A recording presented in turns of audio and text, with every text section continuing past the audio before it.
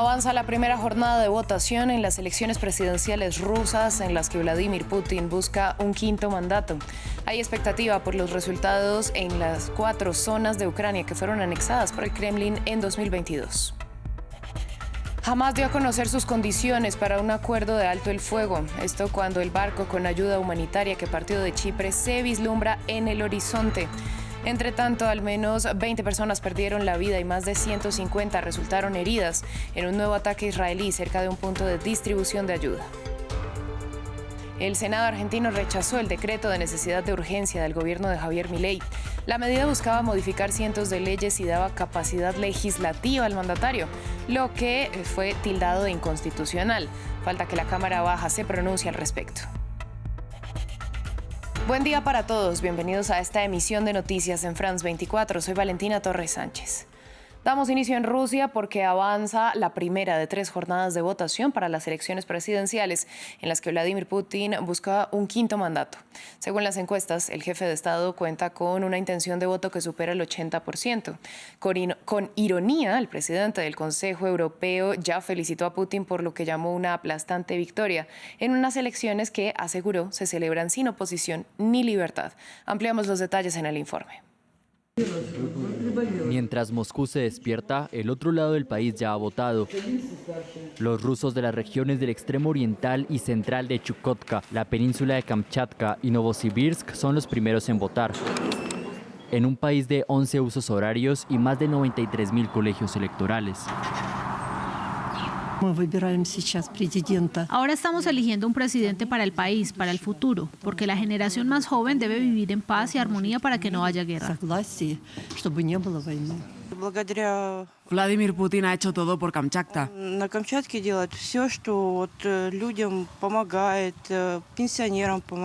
Ayuda a la gente, a los pensionistas, a todos. Es un líder muy bueno. Siempre voto, siempre, porque es la responsabilidad de un ciudadano. Hay que ser responsable porque el futuro del país depende de nuestro voto. La votación dura 3 días. También se celebra en los territorios de Ucrania ocupados por Rusia y en la región prorrusa de Transnistria en Moldavia. Putin, que acumula 20 años en el poder, se presenta a un quinto mandato y su victoria sigue siendo indiscutible, con la mayoría de sus oponentes políticos en la cárcel o exiliados en el extranjero. Incluso los 3 candidatos que se presentan junto a él también apoyan la guerra en Ucrania. Otros 2 candidatos que presentaban programas antibelicistas, Boris Nadezhdin y Ekaterina Dunstova, no pudieron pasar a la fase final de las elecciones. Mientras avanzan los comicios en Rusia, continúan los ataques cruzados con Ucrania. Fuentes de la inteligencia ucraniana informaron que atacaron una refinería en la región rusa de Kaluga con drones. De igual forma, más de 20 personas resultaron heridas en los ataques de milicias armadas opositoras al Kremlin contra la región rusa de Belgorod. Las autoridades de la zona destacaron que los hechos buscan perturbar el desarrollo de las elecciones presidenciales. Del lado ucraniano, al menos 4 personas murieron en ataques rusos en el centro y el oeste del país. Vamos ahora con noticias de la Franja de Gaza porque se conocieron los detalles de la propuesta del grupo Hamás que pide el fin permanente de la guerra y detalla que se produciría la liberación de todas las mujeres, niños, enfermos y ancianos israelíes secuestrados a cambio de entre 700 y 1.000 prisioneros palestinos. Las condiciones se conocen mientras que en Gaza ya se ve el barco de la ONG Open Arms cerca de la costa. Ampliamos a continuación. Una esperanza en el horizonte. Este viernes, el barco Open Arms se veía desde las costas de Gaza. Carga 200 toneladas de comida para los gazatíes. Pero el muelle sigue estando en construcción y no se sabe si va a poder descargar. Mientras, la ayuda humanitaria sigue llegando poco a poco por tierra a través de Israel. Un paso fronterizo abierto el martes abastece al norte del enclave. El sur se suministra principalmente a través de los terminales de Rafah, Nitzana y Kerem Shalom. El jueves, al menos 21 palestinos que esperaban ayuda en Gaza murieron por disparos de soldados israelíes, pero el ejército israelí anunció que se disponía a inundar de alimentos el enclave. Israel ha hecho todo lo posible para aumentar la cantidad de ayuda que podemos examinar, empezando por el cruce de Nitzana y añadiendo después el cruce de Kerem Shalom. En estos dos pasos hemos reforzado nuestras capacidades, aumentando el personal. Los gazatíes también vigilan el cielo con la esperanza de recorrer suministros lanzados por el aire, como aquí en el norte de la Franja de Gaza. Pero la distribución es aleatoria y las cantidades limitadas. La guerra continúa. En 24 horas, el Ministerio de Salud de Hamas ha contabilizado más de 40 ataques aéreos, en particular sobre las localidades de Rafah y Khan Yunis. El número de heridos ronda los 86 y hay 7 muertos. Algunos tienen heridas de bala por todo el cuerpo. Benjamin Netanyahu no despega los ojos de su objetivo, una ofensiva terrestre sobre Rafah, donde se concentran cerca de 1.5 millones de palestinos que huyen de los combates. Joe Biden ya ha advertido que una invasión a gran escala con todas sus potenciales masacres sería una línea roja que no se debe cruzar. Vamos ahora a Argentina, donde el Senado rechazó el decreto de necesidad de urgencia impulsado por el gobierno de Javier Milei en diciembre pasado. Con 42 votos en contra y solo 25 a favor, la medida que modificaba cientos de leyes y le daba capacidad legislativa al presidente fue tildada de inconstitucional. Sin embargo, seguirá vigente hasta que la Cámara Baja también la rechace o la legitime. Ramiro Cuellar Verena nos cuenta más. Un nuevo revés para el gobierno de Javier Milei. Tras 8 horas de sesión, con 42 votos en contra, el Senado rechazó la legitimidad del decreto de necesidad y urgencia impulsado por el oficialismo en diciembre pasado.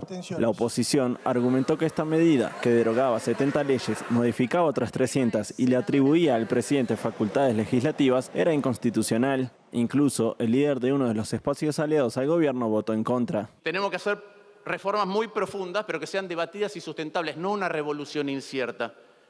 Y podemos hacer las cosas bien para no volver atrás. Podemos dinamizar la economía, hacerla moderna y competitiva. Senador. Pero no a los golpes, no a los enojos, sino con un verdadero diálogo. Por eso voy a votar en contra. Pese a la negativa de la Cámara Alta, el decreto mantendrá su vigencia hasta que la Cámara de Diputados ratifique su rechazo o valide su legitimidad. Desde la oficina del presidente criticaron la votación y la consideraron un intento para derrumbar el diálogo con los gobernadores fijado para mayo. Resulta imposible interpretar esta decisión de otra manera que como un intento de socavar el Pacto de Mayo, el Gobierno Nacional y el cambio elegido por los argentinos. En su discurso acerca del Estado de la Nación, el presidente planteó 2 alternativas, el acuerdo o la confrontación. Ha llegado el momento de que la clase política decida de qué lado de la historia quiere quedar. La negativa al DNU se suma al rechazo de la ley Ómnibus, los 2 principales proyectos del gobierno. Incluso esto limó aún más las relaciones entre el jefe de Estado y su vicepresidenta, Victoria Villarruel, por incluir apresuradamente el tratamiento del decreto en el temario en un momento donde el gobierno mantiene negociaciones con los gobernadores para reunir apoyo parlamentario. En Viena se celebra el periodo número 67 de sesiones de la Comisión de Estupefacientes de la ONU. El jueves se evidenció la polarización en torno a las políticas internacionales. Colombia lideró una declaración de 60 países de América y Europa para repensar el enfoque represivo. Luis Muñoz con los detalles. 61 países por un nuevo enfoque global ante las drogas. Estuvieron liderados por Colombia, que logró el apoyo incluso de Estados Unidos. Ocurrió durante el periodo número 67 de sesiones de la Comisión de Estupefacientes en Viena, el foro multilateral más importante sobre drogas en el mundo. El presidente de Colombia, Gustavo Petro, envió un mensaje contundente a la ONU. A nivel internacional, Colombia ha convocado a un proceso de replanteamiento del abordaje de la situación mundial de las drogas. Empezaremos en nuestra región de América Latina y el Caribe y queremos llevar este debate al resto del mundo. Nosotros creemos que todo lo debemos hacer con Naciones Unidas, pero no con unas Naciones Unidas sordas, ciegas y en silencio. La declaración conjunta pide abandonar el actual enfoque represivo y adquirir uno que apueste por la reducción de daños basado en la justicia y los derechos humanos, aumentando el acceso a alternativas económicas viables para jóvenes, mujeres y comunidades vulnerables. El secretario general de la ONU, Antonio Guterres, recogió en su declaración el sentir de los firmantes. Debemos esforzarnos por poner a las personas en primer lugar, acabando con el estigma y la discriminación y reforzando la prevención y la rehabilitación, defendiendo los derechos humanos de las personas que consumen drogas y ampliando los programas de prevención, tratamiento y salud. El mercado de drogas está en máximos históricos. La Comisión aprobó una estrategia global en 2019 para 10 años por una sociedad libre del abuso de drogas, por lo que el jueves también se aprobó una declaración política continuista con la estrategia por países como Rusia e Irán o las naciones árabes que se oponen a cualquier reforma. Fin del informativo, volvemos en breve.